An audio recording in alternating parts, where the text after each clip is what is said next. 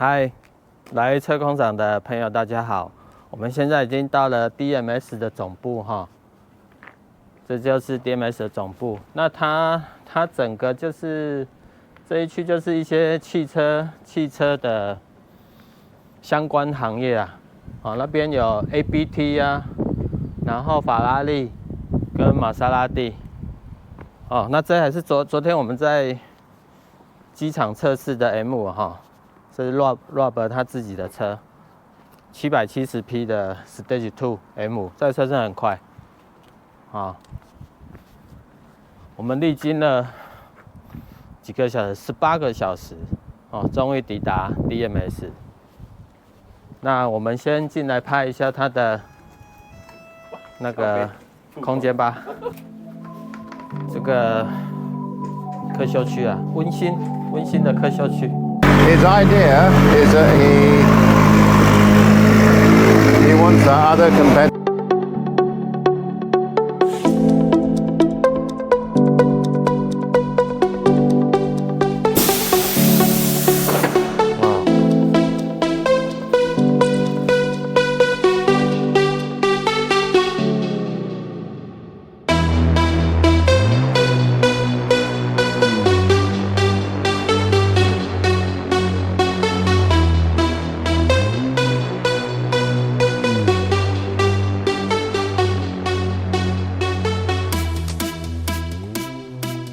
Obviously, we're working with a lot of the McLaren road cars, and this is very close to a road car. It's not. It's a factory fitted cage and everything like that. But this car comes with a dual clutch transmission, aircon, electric windows, electric mirrors, touchscreen.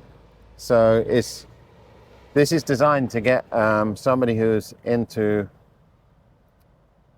track days into racing. They're maybe not their first step, but just like Audi support this, Audi's R8 has the GT4, and also with we were racing the Audi RS3 for in the TCR, so Barcelona 24 hours. We had a RS3, which is the 2-liter front-wheel drive. Although they call it RS3, it's more like a Golf GTI platform. So these cars, they take similar to a road car and get people into familiar surroundings. So it has traction control, various levels. It's quite a comfortable place to be, but it's still comes out of the factory like this, but it wouldn't feel massively different than being in a road car with semi-slick tires. It's like a beginner's race car.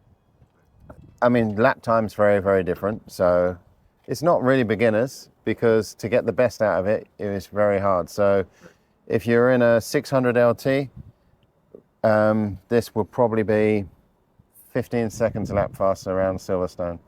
So a big difference. But this car in certain series is restricted to 440 horsepower.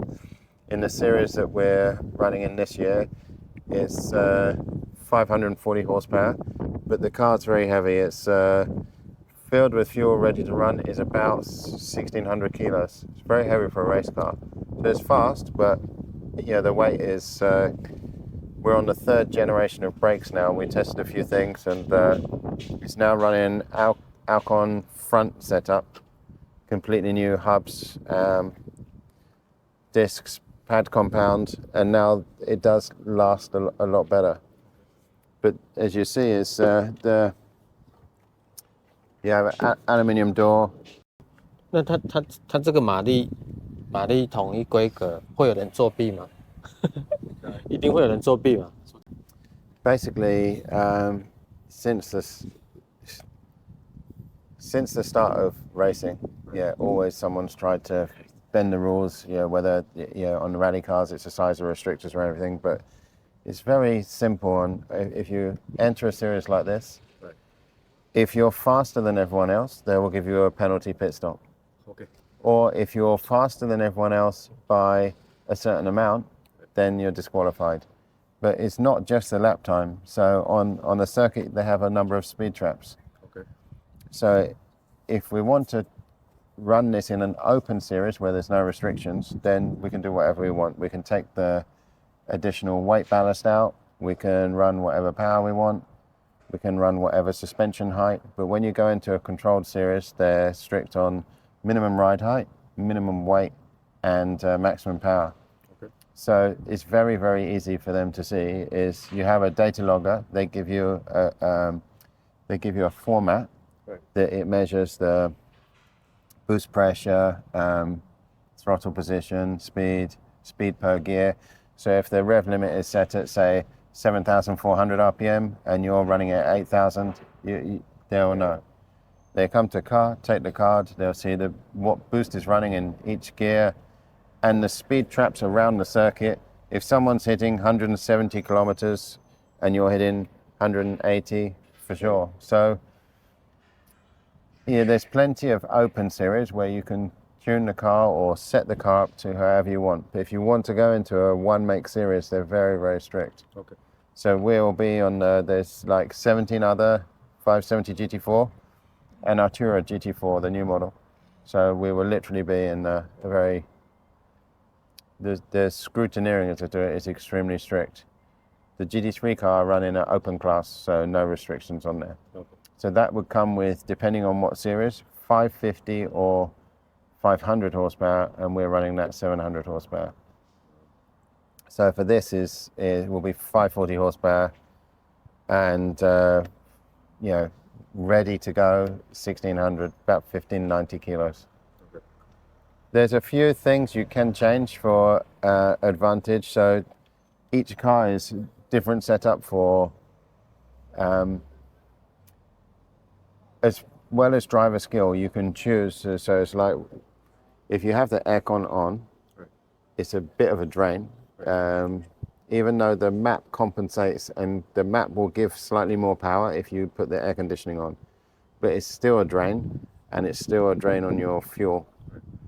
So if you know your fuel is something you might have to save later in the race, or you know that the difference of the drain of the aircon depending on the boost pressure. Now, where we do the logging on the road cars, the things that we understand is if it's 15, 20 degrees C outside and the aircon gives you a stronger power map, a bit more boost, then fine. If it's 30, 35 degrees outside, you get the additional boost, that increases intake temperature, and then your ignition timing will pull.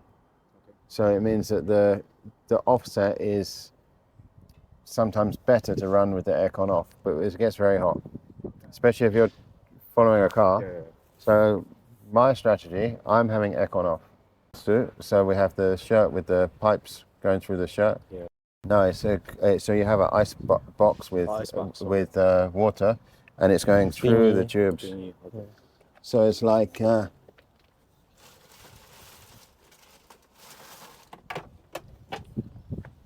you have like this. 不然 Yeah? 会太热。 So I have the tubes around to bring your core temperature down. And this I've wired to a button on the steering wheel because it will only run for, so 1 hour of racing, you'll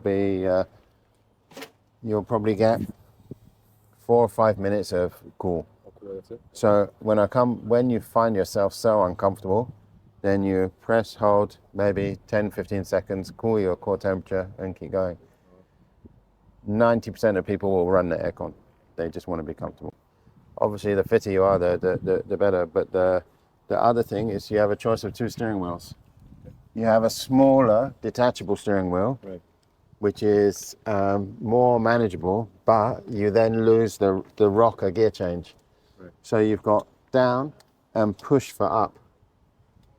When you put the detachable one on here, it's a conventional up and down, one paddle. Now the difference is on the technical circuit, if you turn right over, sometimes you want to push the paddle away to be able to change up rather than reach under. Okay.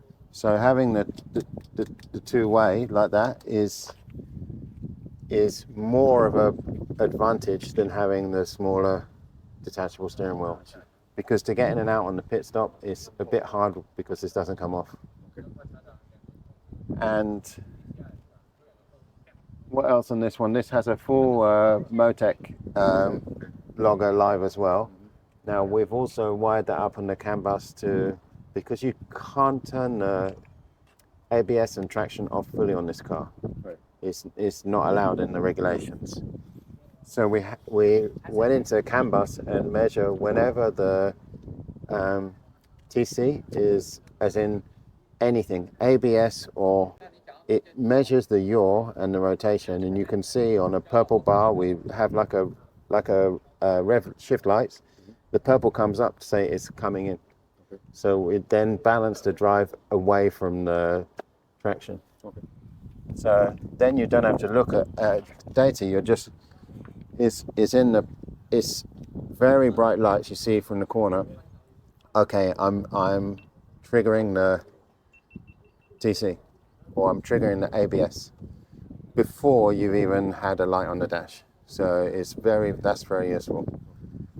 Obviously you'd want to turn it off, but it'd be better with it off, but there's no. And then you realize then it gives you, once it's triggered, it will only give you full power once the steering is straight. Okay. So on some corners you want to, if you know you're going to trigger it, throw the car in and get it as straight as soon as possible so you can have full boost. Yeah. There's lots of tricks. Yeah. And that's where a technical understanding of the car and the electronics really helps as far as driving. Right. But some drivers, they just get in, they drive, they don't give a shit. They're just going like that. Okay. So that's cool. We're hoping to get some good results this year. Okay. So, and this will be the last year we run this car before it's replaced. So, Okay. So what's next? probably the Artura, but it's down to the Artura or the AMG. Yeah, Audi's apparently pulling out of GT racing now. I saw yesterday, literally they announced it 1 or 2 days ago, that they've decided, Audi was very, very much subsidizing the racing. Right. So on the RS3, if you had a problem at the circuit, you could buy an engine complete with all ancillaries like coil packs, sensors, everything. Complete engine, 5,000 euros. Put it in, give them your old one. Yeah, brand new. So that's costing them a lot more. So they used to highly subsidize. Now they want to go back into F1. They're dumping all the GT, and GT, the R8 is very good, easy to drive, quite cheap to run, and the RS3 was fun, but the AMG is probably, the AMG and the Artura is probably the best race cars out there at the moment in GT4 class. They're the closest to GT3. Yeah, they have a proper sequential box on the AMG. It's got a sequential box and it's got race ABS, proper race ABS. So this is very, very, very, very different. So the rear tires on that is a 305. This is 325 on the front. So front tire is 325, rear tire is 325. And the weight on this, bear in mind that is 1600 kilos. This is 1280. It's not even, it looks similar, but it's very, very different. And then there's nothing creature comfort in here. There's no aircon or anything like that. But the door is like nothing to it. That's carbon fiber, right? No, the whole car. So that still has its aluminium panels, plastic and aluminium. This every panel, and this is a very different seating position is that it has a proper pedal box, and the pedals are raised quite high, so you're a very sloped position.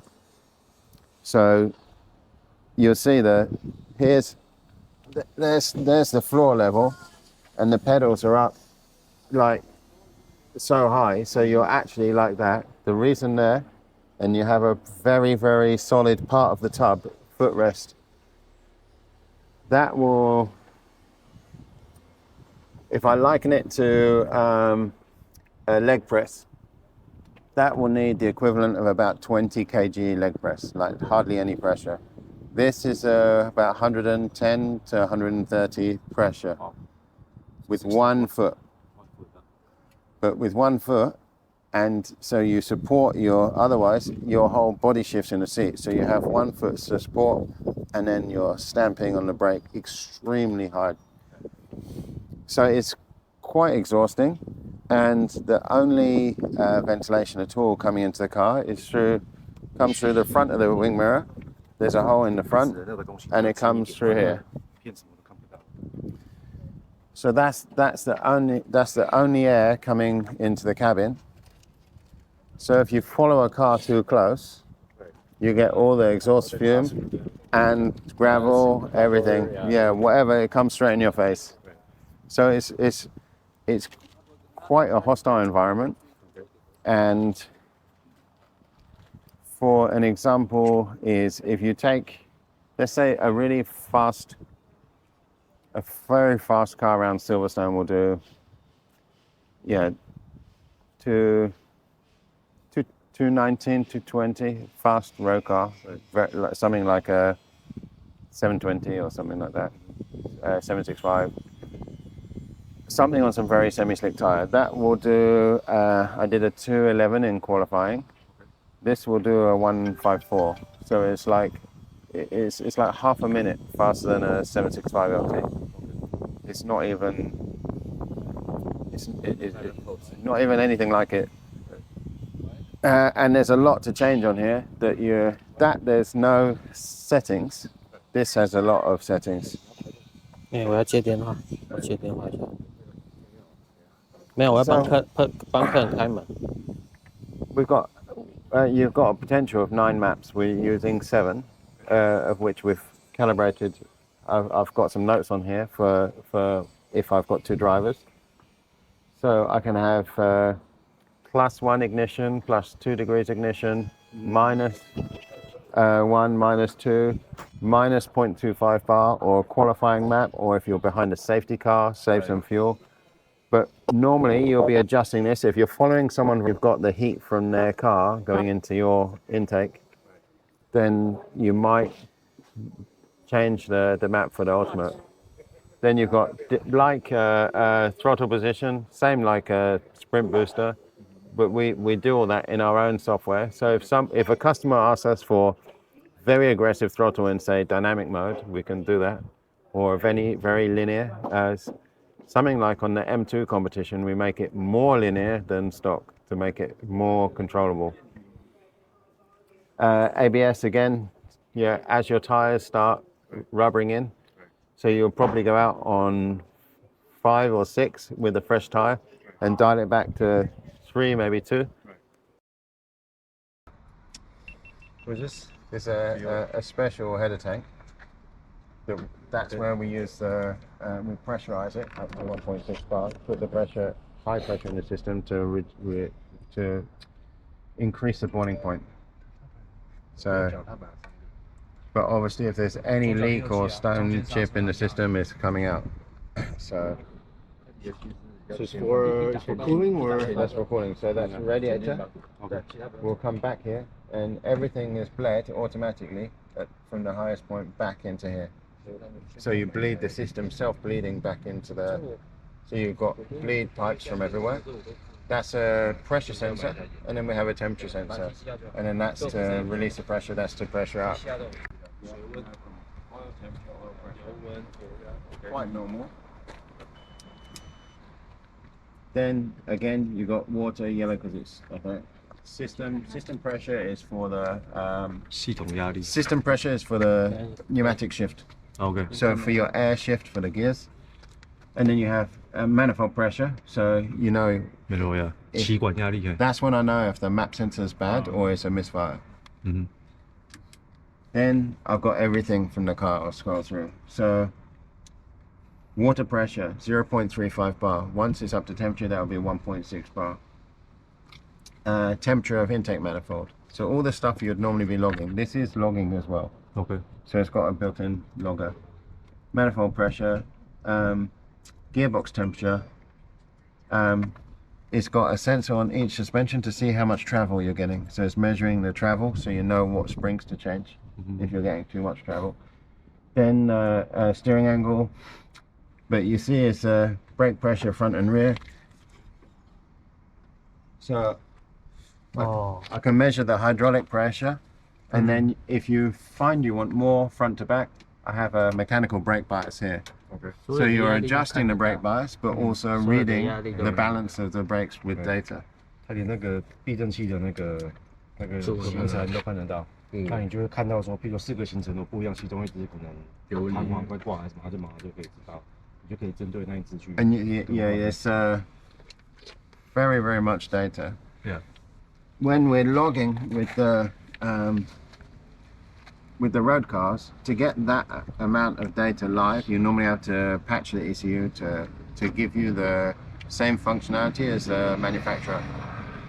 With this, you have everything, and you can drive seeing.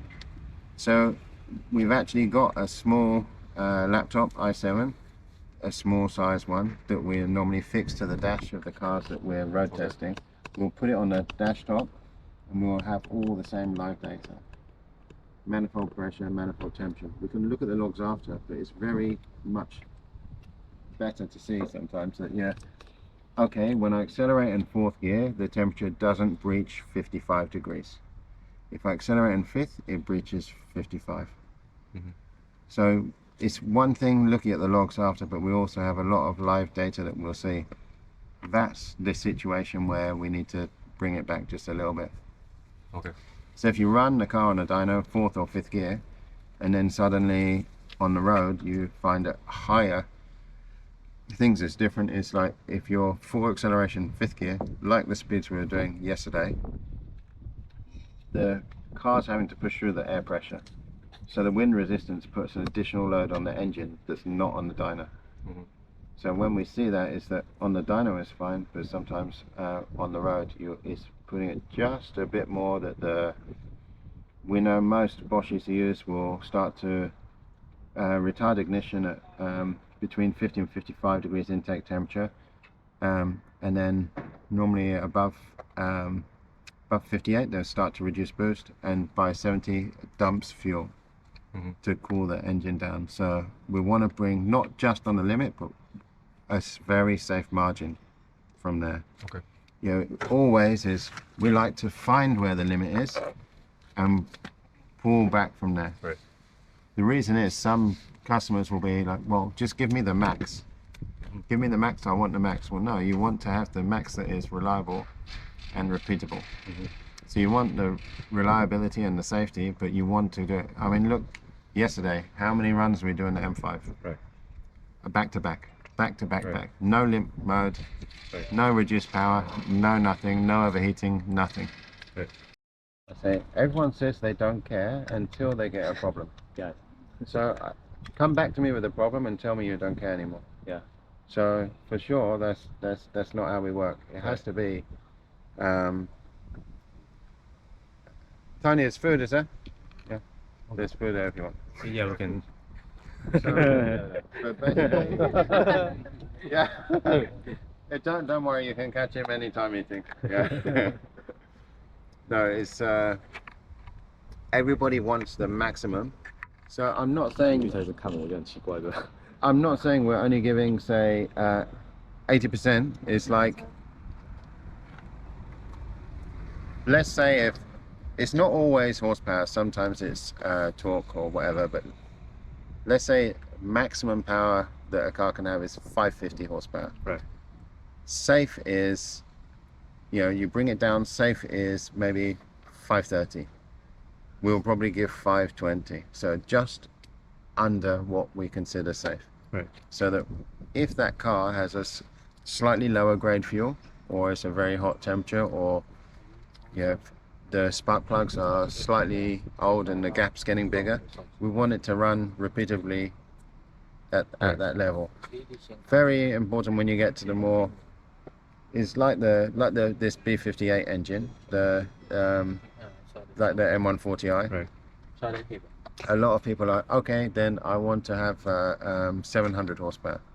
Well, you want 700 horsepower, but there's zero power below 5,000. Right. And it's an auto box, so what's the point? Right. Yeah, you're just spoiling a car. Right. Yeah, so I think we always try to educate our clients is what you think you want might not always be what you want. Yeah, that's true. Yeah, and that's the thing, is that trust. The number of people I know who put downpipe on a particular car and then take it off, like new RS6, the C8. Everybody wants decat downpipe. But I say decat downpipe is too loud. They put it on, and then 2 weeks later, I can't take it off. Right. So I was trying to say, I said, do you want to talk to some clients that fitted it and taken it off? Right. We can put you in touch, and then you'll, instead of waste your time and money. So lots of the things is, I mean, like, you tell me my car can go faster, I want it faster. Right. But I also, especially as I get older, I get more tired of having problems. So we try to avoid any problems. Right. And even, I know you don't have so many big capacity engines there, but Right. it's like F10 M5 was very popular here. Right. F10 M5, people were suddenly, okay, well, we can get near 900,000 horsepower. Yeah, but it won't last 6 months. Right. And then what are you going to do? The car's worth, Nothing. if the car's worth 20,000, without an engine it's worth like zero. Right. So, replacement engine will be 15,000 plus. Right. So was the car that faster? And that's the thing, is like a 500 horsepower car is massively faster than a 300 horsepower car. A 700 horsepower car isn't that much faster than a 500. Right. So it's always is that the jump that somebody gets from doing a stage 1 or stage 2 on any car is normally the best gain they'll ever get. Right. Everything beyond that is spend more money for marginal gains. Right. You'll get a small difference, but you'll never get that same increase again. I mean, it's nice, like the Golf Mark 8 is nice having the downpipe, the intake, and when it comes to intercooler, good package. Right. Yeah, and then the car's quite fast. Right. Actually, surprisingly fast actually. Right. But that's worth, that car I would say is definitely worth more than doing a stage 1. Right. You get the stage 1 will maybe, if you're lucky, get you 400, maybe. But if you're changing downpipe and intake, 450 plus no problem. So that is a big jump. 现在 DMS 他们将测试 ME40i 给我们看，然后包含一些电脑调校的一些 mega 啦，就是现在。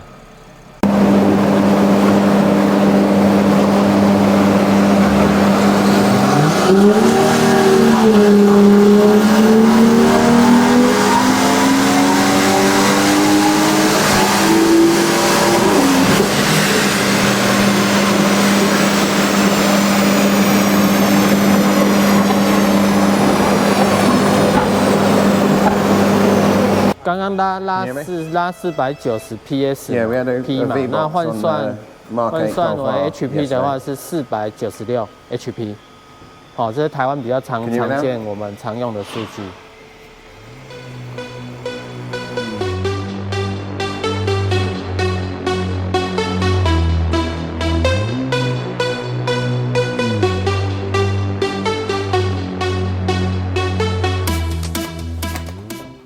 So this is where we take apart all the ECUs, figure out how to read the protected ECUs.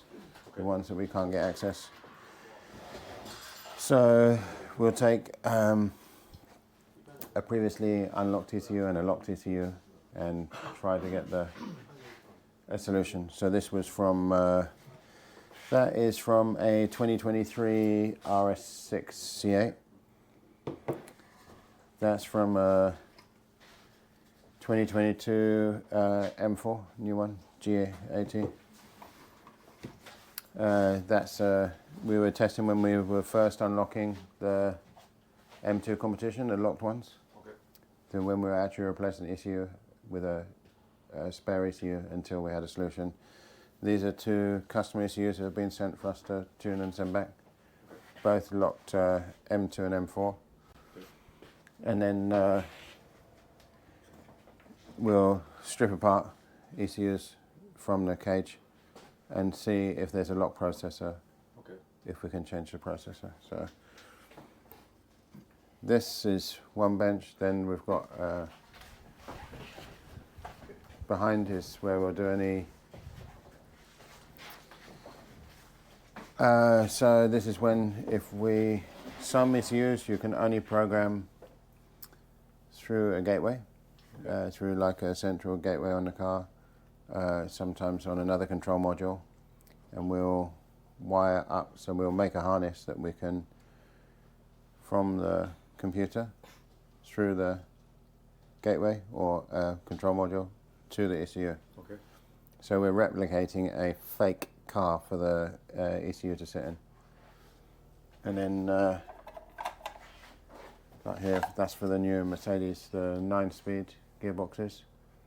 So we want to be able to send out the. So this is where we take apart, like, you know, we'll buy the ECU new from BMW or Audi or whatever. You know, use a chassis number and buy the parts. 那买全新的电脑回来拆解，然后把它破解这样子。所以它已经成功破解九速的 Mercedes-Benz 的。So did you already crack open the 9-speed?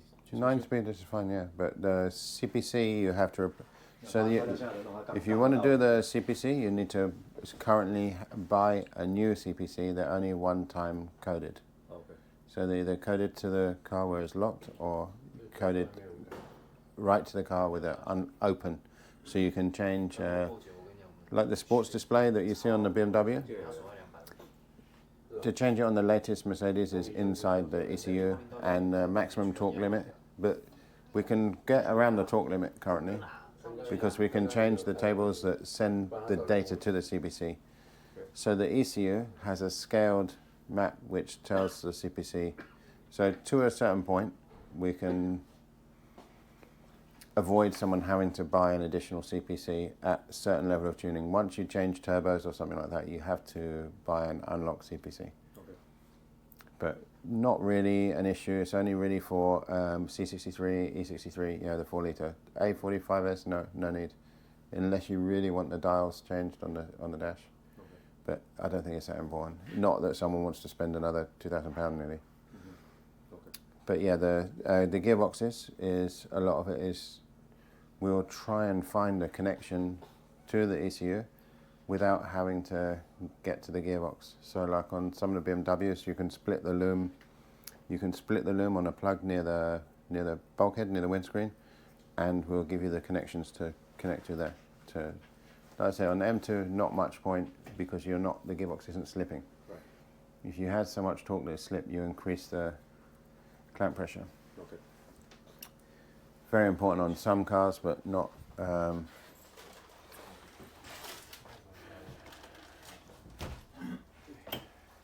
That was my car in its actual when it was first, yeah, the race livery. So, I have this car as well. The real one of this. Yeah. It's our Birmingham. It's our other unit.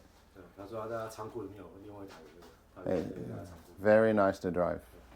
Sequential, but with a stick. Yeah, it's very nice.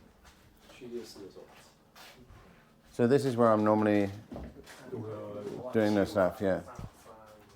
So if we're trying to figure something out, it can be started here, finish, we can come back to it. And I was saying about when we log on the road, I will use this. We'll fix this to the dash, and then we'll have the live data. So this is like a logging tool. This is just an i7, good, a powerful small PC that we fixed to the dashboard that we can see while we're driving. And like now, the Mark 8 Golf and all of that platform with CMOS 19, every Sim 19 ECU, every variation, Porsche, VW, whatever, I can do any single one. Okay. But they put another new type of ECU in the new RS3, but not so many people are buying the new RS3. So the RS3's got a Bosch ECU that again has a new protection. Okay. So when you nail it down to the number of ECUs that we can't do, actually can't, is not so high. All the brand new Mercedes, again, we can unlock the ECU. I'm talking that's 2022, 2023. So nearly all the very latest production of, like, say, an A45S or A35 already, you can unlock it. 2023 is no problem. We have a bypass cable. So there's lots of solutions, but it's a case of when is always, it's not when is possible, when is possible in a practical and repeatable way. Okay. So, lots of stuff has come out in the last 6 months, lots, but, is there any specific cars that you were?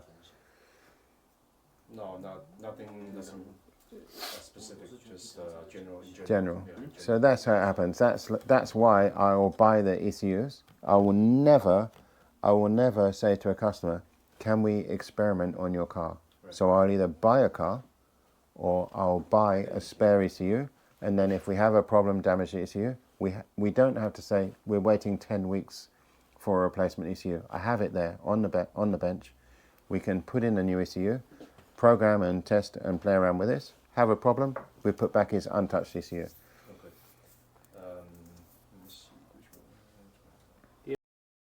On some of the cars is like EGR off or AdBlue or whatever function or cat. Sometimes disable this parts can take longer than tuning the whole car, right. Depending on because of this whole worldwide emissions thing that is very important. The manufacturers have to make it very, very hard to disable these functions. Right. So sometimes those can take me quite a few hours.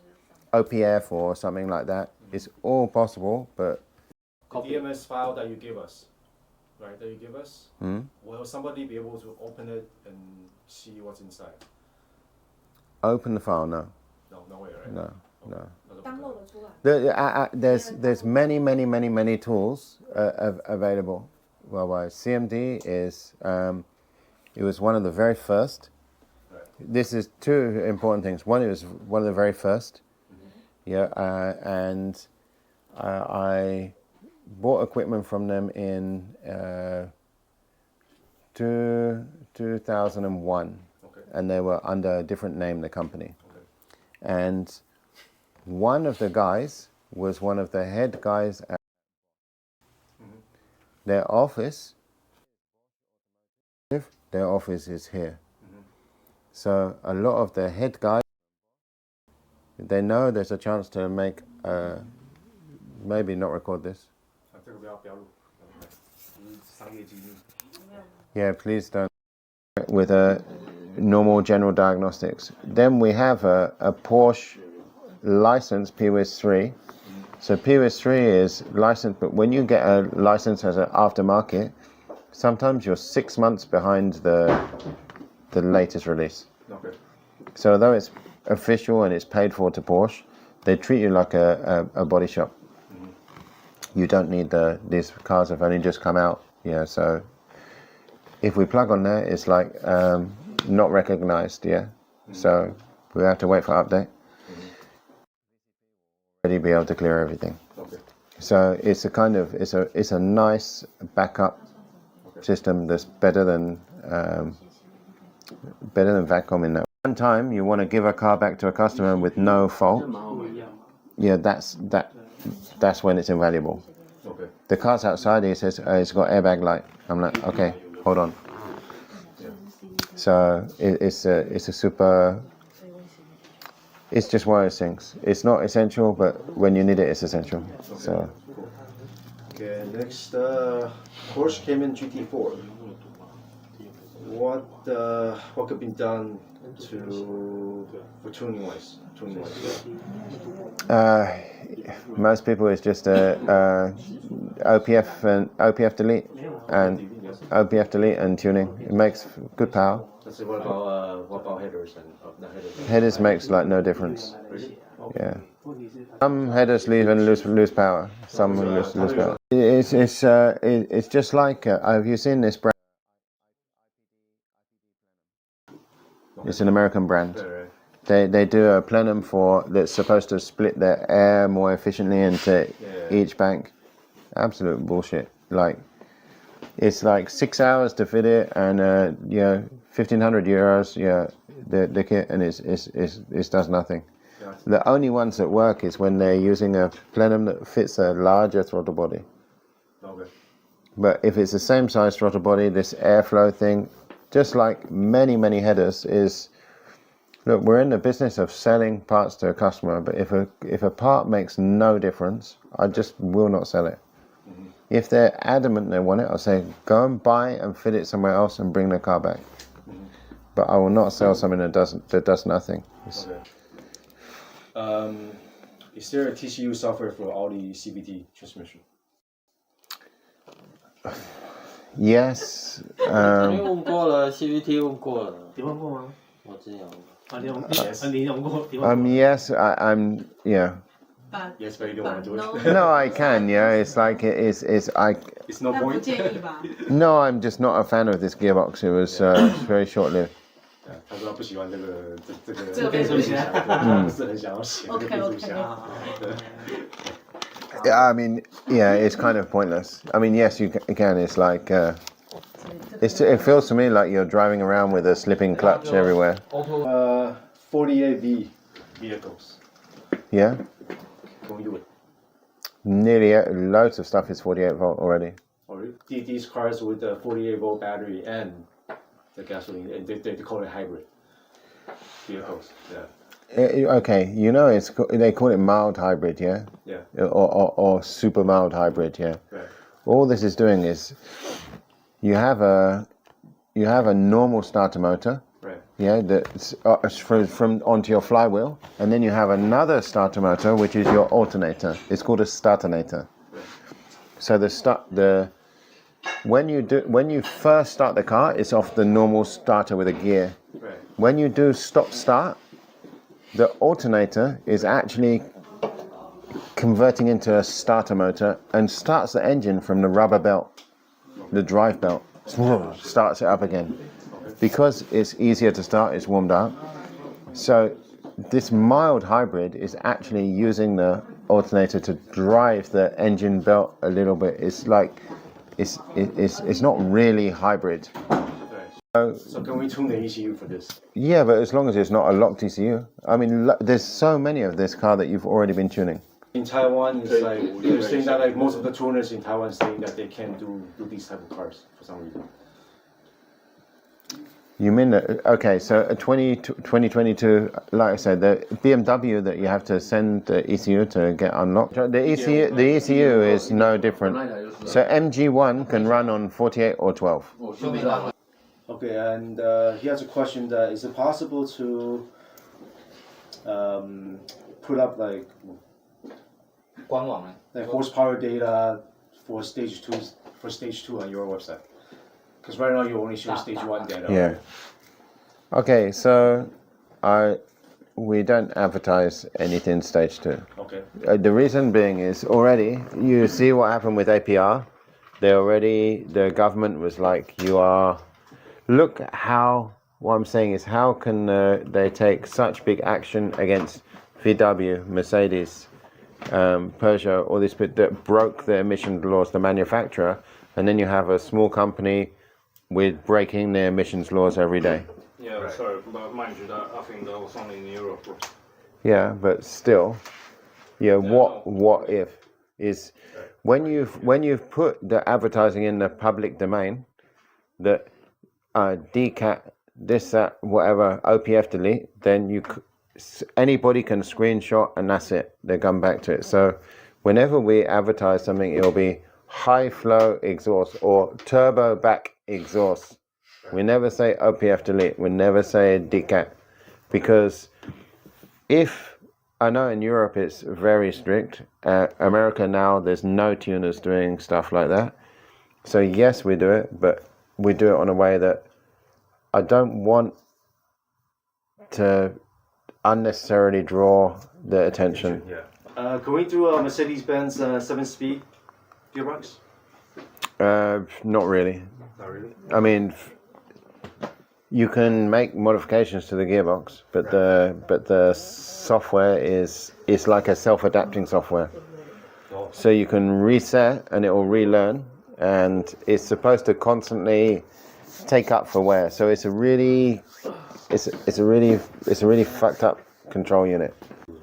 Hardware upgrade is the best. Okay, he's saying that we already did a couple of Mercedes with the 9-speed gearbox for the ECU. 9-speed, yeah. Right. Yeah. But it's the speed limit is still limited. On what car? Oh, okay. E43 MG. E43. What year? 713啊，2016、2017啊。 2016, 17. Oh yeah, it's off. It's off. 是啊，刚刚都关掉了。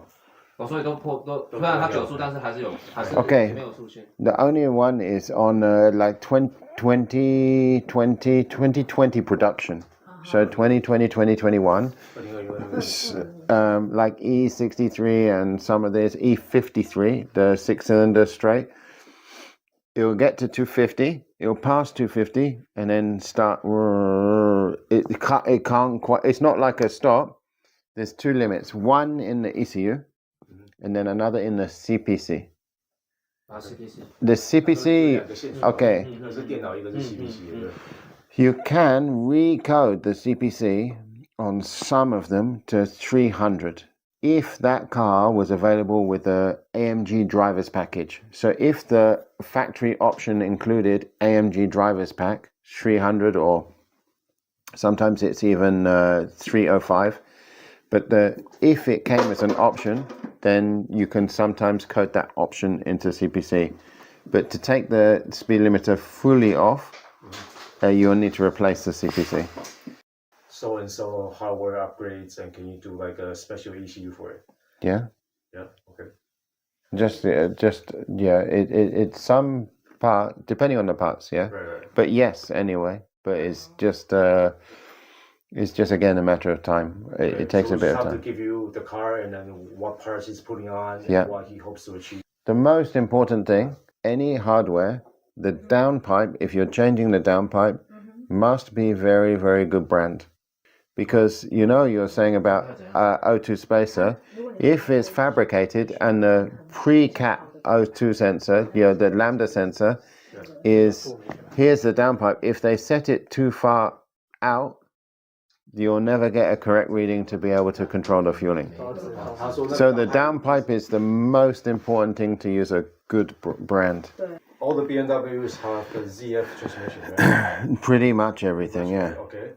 So there's a saying in Taiwan that if you tune your BMW and you have to program your ZF transmission, and that's like I don't know if it's like a gimmick or something that they're telling the customer, like some other tuners are telling the customer, saying that if you don't tune your ECU, your TCU, then that's gonna fuck up the transmission or something. Right, and so most of the customers right now, they're doing software tuning. Is it? Sorry. Really necessary, or is no? We can do exactly the same, or better, but we can do the same. Yeah, but is it necessary to do? No. To do no, right? I mean, really not. Yeah. This is popular, but What was the last one? We took it off one, didn't we? The other day. 325. Yeah, 325D. So 2018, that car? Yeah, he said it completely screwed up how the car drive and wanted it taken off. We didn't supply. Okay. So, and the most, sorry for me to swear, but the most fucked up thing that they can do is they can run a 4-wheel drive in 2-wheel drive. So the X drive, you can drive it in rear drive. So you can go on the app and turn off the... Okay. You can run it 2-wheel drive. Right. But the transfer box is electronic clutch. It's so close. It's so close, the gap. It's only putting it away, like, it's magnet, isn't it, Marish? No, it's mechanic. Mechanic. How is it when it goes 2-wheel drive? It's pull away. Magnetic lock or? No, it's electromotor, which Electric motor. engage the clutch. But the clutch, when it's not engaged, is super close, yeah? So you can be doing a donut in here or whatever. Donut, and then suddenly grab, rear wheels are doing 60, front's doing 0, smash the transfer box to pieces. Sometimes the transfer box is okay and it will snap the front drive shaft. So I don't like that they give the public the option to do that. Actually, there's like a defect when you're switching from first gear to second gear. There's like a huge like hesitation, I guess. You know, when you're switching, when you're accelerating hard, right, and you're switching from first to second. It's like an issue that's already existing in the factory setup. So when we do the DMS file, the problem is still there. Is there a way to get rid of that? We're tune the gearbox. What kind of transmission is that? ZF? Yeah. Oh, you have a couple of cars that has that issue, and so maybe we're gonna call the customers to come back and see if we can read it. Yeah. I think the gear ratio is too big for first to second, isn't it? It's a too big a jump from first to second. Okay. So maybe we can make it hold the slightly higher rev in first gear before it drops to second. It's lots of cars is like this. They put the wrong gear ratios just to pass the emissions.